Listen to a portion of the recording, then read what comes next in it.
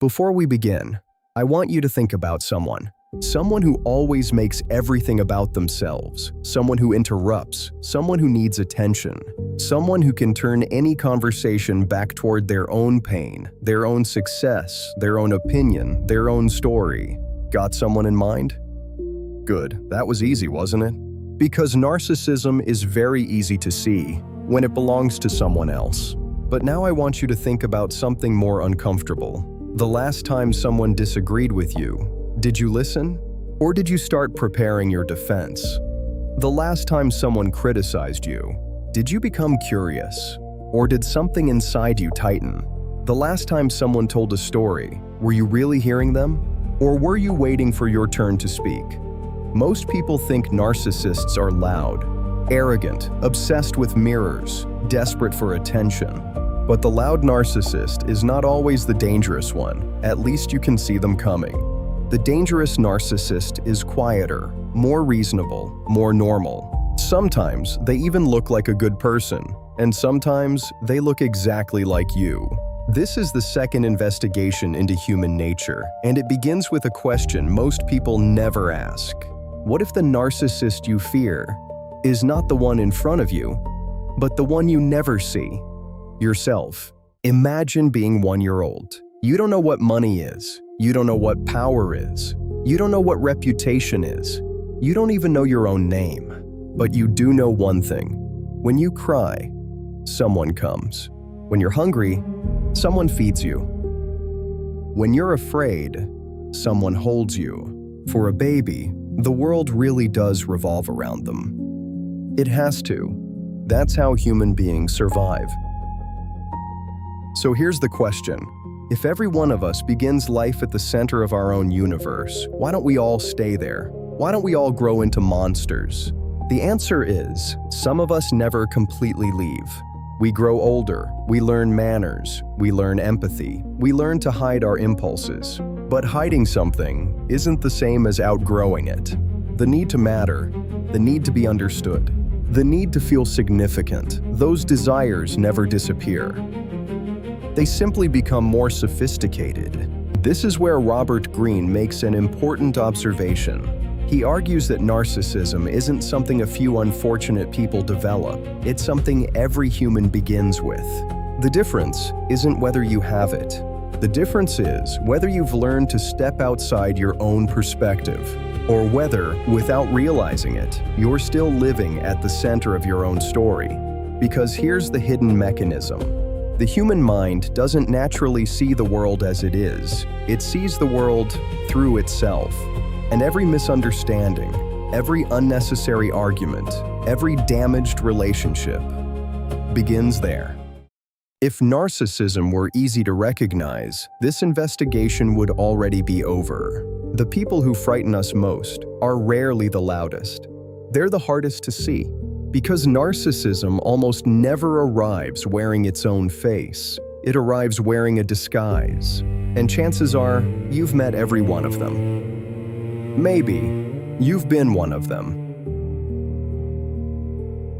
Think about the last time you picked up your phone, for no real reason. You weren't bored, you weren't working, you just wanted to check. Did someone reply? Did someone like it? Did someone notice me? For a moment, your mood depended on the answer. This isn't vanity, it's something much older. The need to feel significant. The need to know, I matter. Sometimes, that need quietly becomes the center of our lives. Now think about someone who always seems to suffer. Nothing is ever their fault. Life is always happening to them. Every conversation returns to their pain. At first, you feel compassion. Then something changes. You realize they don't want understanding. They want the world to keep revolving around their suffering. And then another uncomfortable thought appears. Have I ever done that? Think about the last argument you had. Maybe with a friend, your partner, a stranger online. Ask yourself one uncomfortable question. Were you trying to understand them? Or were you trying to win? Because there's a version of narcissism that hides behind certainty. It doesn't shout. It doesn't boast. It simply whispers, "I'm right." And slowly, other people's perspectives stop mattering. Think about the person who expects perfection. Maybe it's your boss. Maybe it's someone you love. Maybe it's the person staring back at you in the mirror every morning. Perfection can look like discipline. It can even look like excellence. But sometimes it hides a quieter belief. If I can't accept my own imperfections, how could I ever accept yours?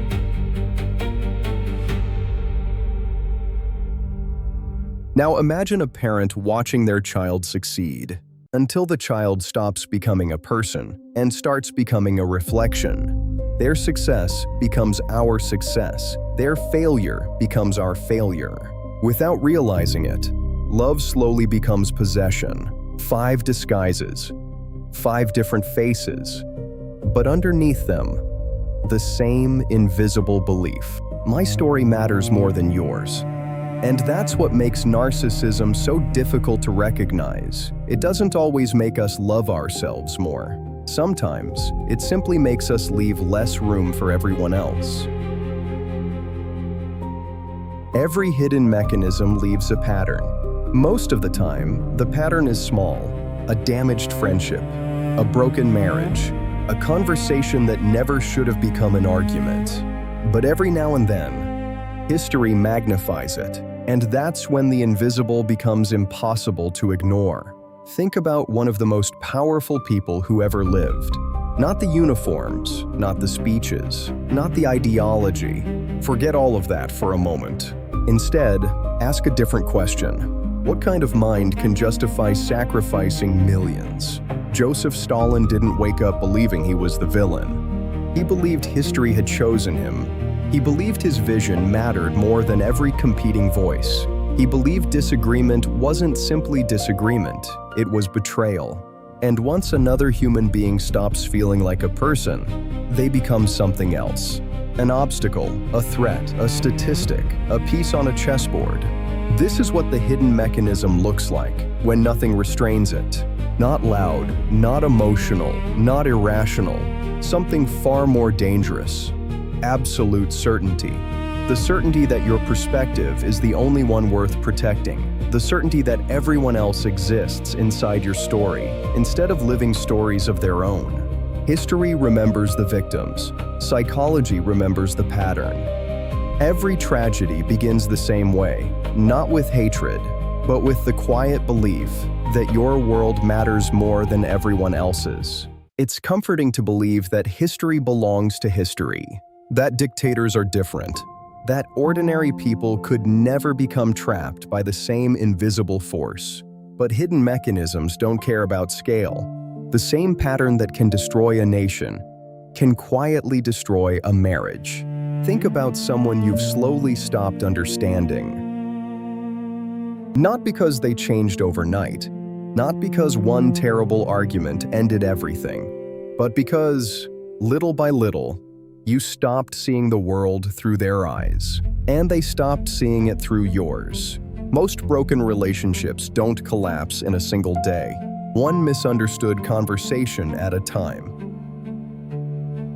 One assumption at a time, one moment of not listening at a time. Leo Tolstoy, one of the greatest novelists of all time, spent decades writing about the deepest truths of the human condition.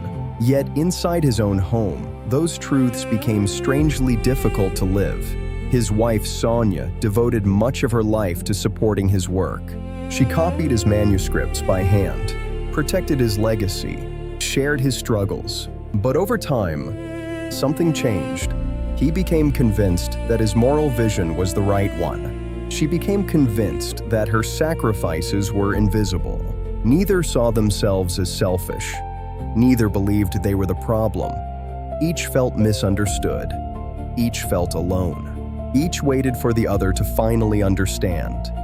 And while they waited, they slowly stopped trying to understand each other Their marriage didn't end because they stopped speaking. It ended long before that. It ended the moment they stopped becoming curious about one another. By the final years of their lives, they often communicated through written notes instead of conversation. Two people, living under the same roof, separated not by distance, but by perspective. And that's the tragedy.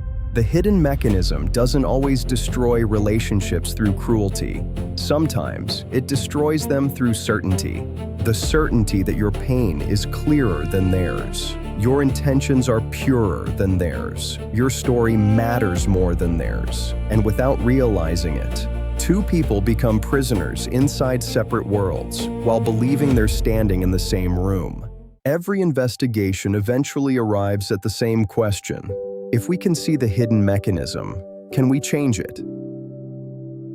Or are we simply trapped inside the way our minds were built? Fortunately, human nature has another side. Think about the rare people who make you feel completely understood. The people who don't rush to speak, who don't interrupt your story with one of their own, who ask one more question, instead of giving one more opinion. How do they do it? Not because they're kinder, not because they're smarter, because they've learned something most people never practice.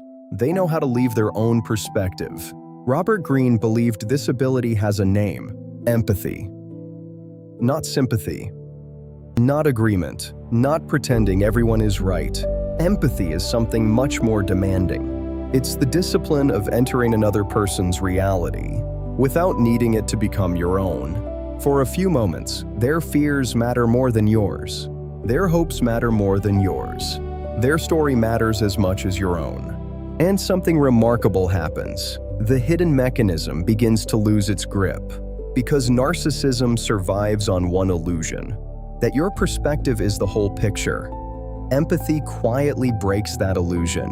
It reminds us that every person we meet is living a life just as complicated, just as painful, just as meaningful as the one we experience ourselves. It doesn't solve every argument. It doesn't repair every relationship, but it changes the question. Instead of asking, "How do I make them understand me?" you begin asking, "What is it like to be them?" And that single question has the power to change almost every relationship you'll ever have. So here's the challenge. For the next 7 days, catch yourself every time you're about to tell your story. Pause. Instead, ask one more question. Then do something surprisingly difficult. Listen long enough to hear an answer you weren't expecting. Every investigation begins with a question, and the most important questions are the ones that follow you home. Think back to the person you imagined at the very beginning. The one who always made everything about themselves. The one you were certain this investigation was about. Do you still see the same person? Or has someone else quietly entered the frame? Perhaps the real purpose of understanding human nature isn't learning how to judge other people more accurately. Perhaps it's learning how to judge ourselves more honestly. Every person you will ever meet believes they are the main character, just like you do. Every stranger you pass is carrying fears you cannot see, dreams you will never fully understand, wounds you know nothing about. A life as rich, as complicated, and as meaningful as your own. The hidden mechanism was never the enemy. Unawareness was. Because the moment you become aware of the prison of your own perspective, the door quietly unlocks. Not all at once, not forever, but enough to step outside. Enough to truly see another human being. So don't leave this investigation asking, "Who is the narcissist?" Leave asking something much more difficult. When was the last time I saw the world without placing myself at the center of it? And if I did that more often, who would I become?